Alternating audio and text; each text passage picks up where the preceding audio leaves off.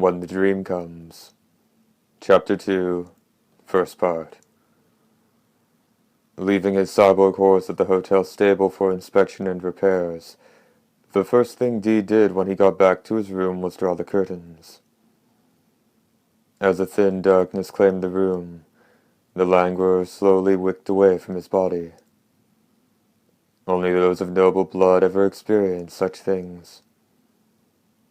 However, even a Dhampir who'd inherited the better part of their noble parents' strength and their human parents' tolerance for sunlight would be short of breath after half a day spent walking under a cloudy sky, and would need several hours in pitch darkness to relieve them of the fatigue that would accumulate in their flesh. After spending 3 hours out in the blazing sun, they'd need to sleep nearly half a day to recover. Dee, on the other hand, was no ordinary Dhampir. Descending as they did from the vampiric nobility, all Dhampirs took only what nutrients they needed to live, rather than subsisting on solid food as humans did. Dropping a pair of dried blood plasma capsules into his palm from a case he kept in his saddlebags, Dee quickly swallowed them. If some uninformed child had been there by his side, the hunter's actions would have thrown the youngster into convulsions. Dried blood plasma was extremely hard to come by, unless one went to questionable doctors who skirted the law or bought it on the black market. Purchasing a jar of 1,000 capsules would allow a Dhampir to go a year without food. Given Dee's constitution, those 2 capsules would sustain him for at least a week, and possibly as long as 2. Settling into the room, Dee removed his longsword. Just as he was about to take his coat off, there was a knock at the door. "Come in." Low as it was, the hunter's voice traveled well. It had a chilling ring that would have brought the person in, even if they'd knocked on the wrong door by mistake. The door opened at once, and the hotel manager appeared with his gleaming bald pate. Staring down at the wooden platter he had in his left hand, and the thick wad of bills resting on it, the man quickly turned his steady gaze in Dee's direction. "I finally managed to get your change," he said. "You know, it's been a good long time since anyone in town's seen a $10,000 bill. Had to go down to the saloon and borrow the difference." Even after Dee had taken his change, the manager showed no sign of leaving. "Sure does come as a shock, though," the bald man continued. "A dream is one thing, but I never thought I'd see a man with such good looks in the real world. What I wouldn't give to have even one hair like that on my head." "Why are you letting me stay here?" Dee asked dispassionately, his left hand resting on the longsword. Seeming a bit startled, the manager replied, "Why?"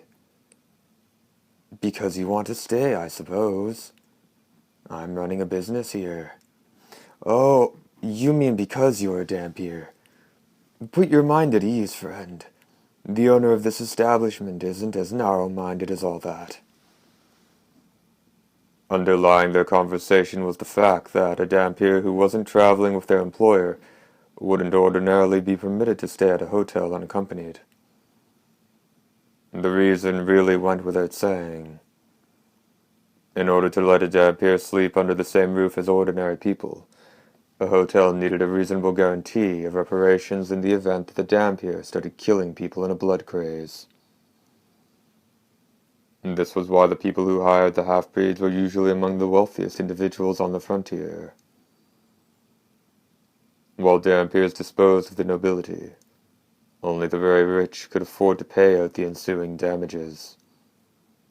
In light of that, The actions of the hotel manager were so unusual that it was difficult to reduce them to human tolerance or generosity, even in a village where humans and nobility had coexisted.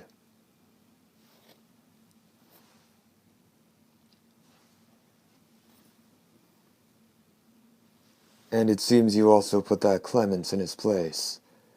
Am I right? The manager said, a smile beaming from his face. That jerk acts all high and mighty just because he has some land. We've got ourselves a fine sheriff here, so he can't get too far out of line.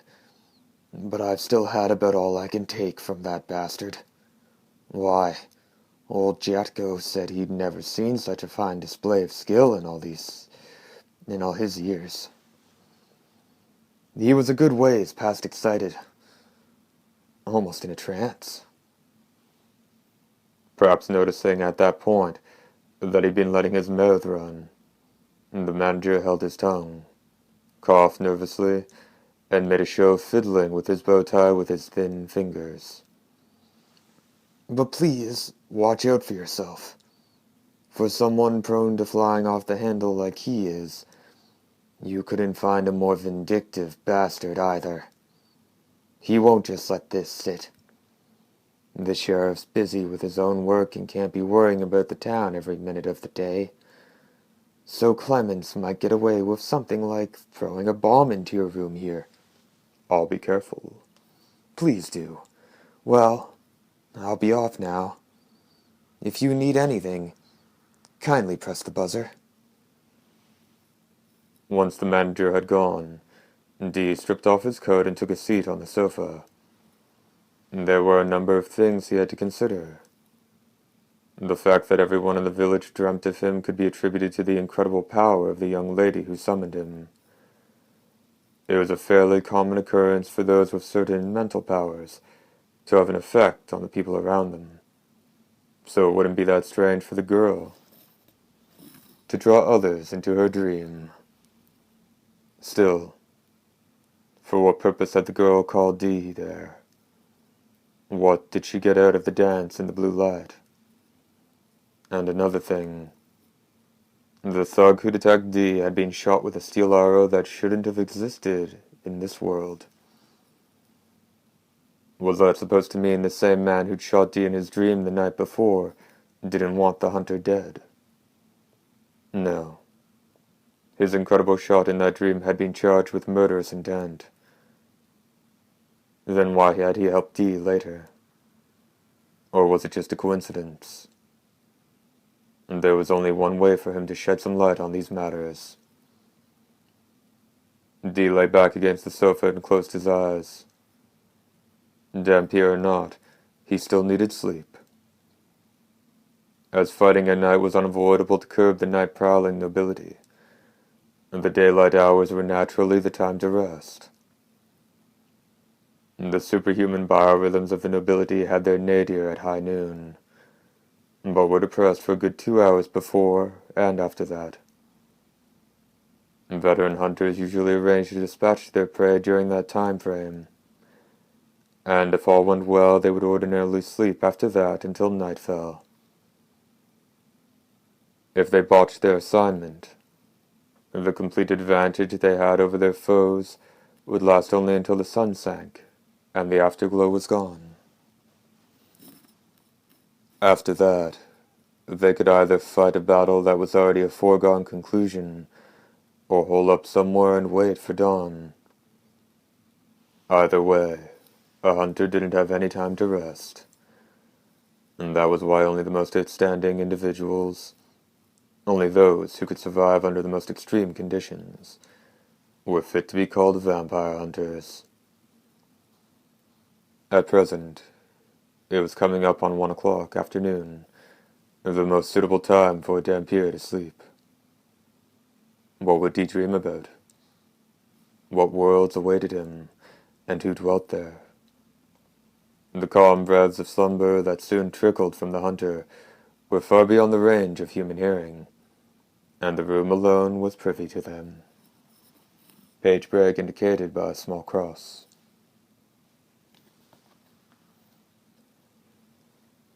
Fog flowed around his ankles. The grove of trees that surrounded Dee had become as thin and flat as a paper silhouette. There was just enough breeze to carry the vapor. Every time he took a step, the fog was brushed out of his way. Suddenly Dee was greeted by an iron gate, which he recognized as that of the mansion. He heard voices alive with laughter, plaintive dance music played by an orchestra, the chime of crystal-clear glasses meeting in midair, jokes rich with humor. He saw amber liquid being poured, shadowy forms of men and women meandering in the gardens. It seemed the party was taking place this evening as well. And the question that remained was whether Dee was invited. Slipping through the gates, Dee headed down a path through the elaborately landscaped gardens. He was just stepping onto the magnificent mansion's veranda when all the noise receded like the tide, leaving the hunter surrounded by nothing but the embrace of the blue light. The slight sound at his feet as he walked was from a carpet of fallen leaves, now yellowed and tattered. It was not clear whether the countless cracks lacing the mansion walls caught Dee's attention or not as he entered the building. Standing inside the mansion, a thin shadow flickered beyond the still blue light. It was Sybil. Without a word, the young lady in the white dress and the hunter in black faced each other. Distance no longer existed. At the same time, the few yards between them were infinite. "What business do you have with me?" The blue light flickered before Dee's lips like an illusion as he spoke. There was no answer, and yet, that somehow seemed appropriate for this girl. Sybil gently pushed a single lock of hair that had strayed across her brow back into place. A mysterious glimmer resided in her eyes, one that could be taken both as pleasure and as pain. Perhaps both were one and the same hue. Dee turned his back and started to walk away. Seeing Sybil directly ahead of him again, he stopped in his tracks. Apparently, the door was behind him now. "So, you invite me here, but won't answer me or let me leave," Dee muttered. "I can't stay around here forever. You may not wake from the stream, but I—" Sybil nodded. "I know." Her voice seemed somehow feathery. "I simply had to have you come here. Please, you must help me." "What can I do?" Sybil fell silent. "Then I suppose I can't do anything for you. I'm a vampire hunter. There's only one kind of job I perform." Once again, Dee turned sharply. The door was straight ahead of him, and he began walking toward it, scattering blue light all around him. "Please, wait." Sybil's words halted his steps, but Dee didn't turn around. "I know you're a hunter, in which case, there's only one thing you could do for me. Put an end to him." She hadn't said to kill him. She said, put an end to him. This young lady knew her own fate, and what the one who'd consigned her to it truly was. There was only one person she could mean by him. "This is a dream world. I don't know if I can even find him, or if beating him here will put an end to him. And then—" "And then?" Sybil repeated after Dee, swallowing hard. "What was it he wanted from you?" He stopped himself. asking the question not as a continuation of what he'd just been saying. During the brief silence that followed, Sybil's expression stiffened. You know him, don't you? She stammered. Answer me. What was he after when he bit you? Stop it! Sybil cried, her whole body quaking. Don't ask me such a horrid question. That's how all this started. That's why you called me here. I have no problem with doing away with him, but first you must answer me. Sybil said nothing. Tears spilled from her eyes, but as she gazed at Dee, there wasn't a trace of hatred or resentment in them. The Black Hunter loomed with frosty indifference in the blue light. Answer me, he repeated. Was this Dee's dream, or the world that Sybil controlled? At the ice-cold query, the young lady's throat moved imperceptibly. He wanted the whole world to... An instant later, Dee unexpectedly faded away. Sybil couldn't say another word. She grew as rigid as a stone statue, leaving only shimmering blue light at the end of her outstretched hand. He wanted the whole world to... Page break indicated by a small cross. Dee awoke. The opening of his eyes was nearly simultaneous with the twist of his body. There was a sound of shattering window panes, and a black cylinder rolled to the center of the room, but only after Dee had leapt to one side. Most likely, it had been propelled there by a grenade launcher mounted on a rifle. The ceiling, walls, and floor all bulged out at once. The explosive energy from the special gunpowder packed in the cylinder ripped through the resistance the room offered in 1,000th of a second, and material from the hotel flew out of the building. Several minutes later, the manager, fire extinguisher in hand, raced into a room that bore no resemblance to its former state. What? He coughed, although his choice of words was a bit tame for the horrible spectacle that froze him in his tracks. The ceiling and walls had been blown away so that beyond their shattered remains, the fair afternoon sky could be seen. Somehow, the figure garbed in black stood aloof amidst the rubble. The manager surveyed the scene with utter amazement. There wasn't a single flame anywhere. Wisps of smoke rose from the few scraps of the curtains that remained, but the smoke was quite thin for a weapon that was supposed to produce a thick cloud of it.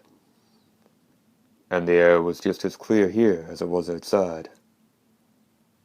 It was almost as if something had swallowed it all. Damnation! What in the world happened here?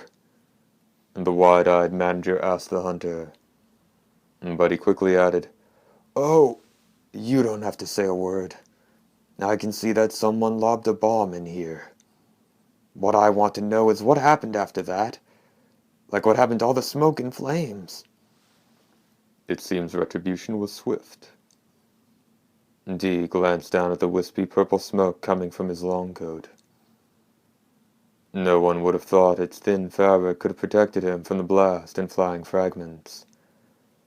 Thanks for the hospitality, Dee said as he held several gold coins out in front of the manager's face.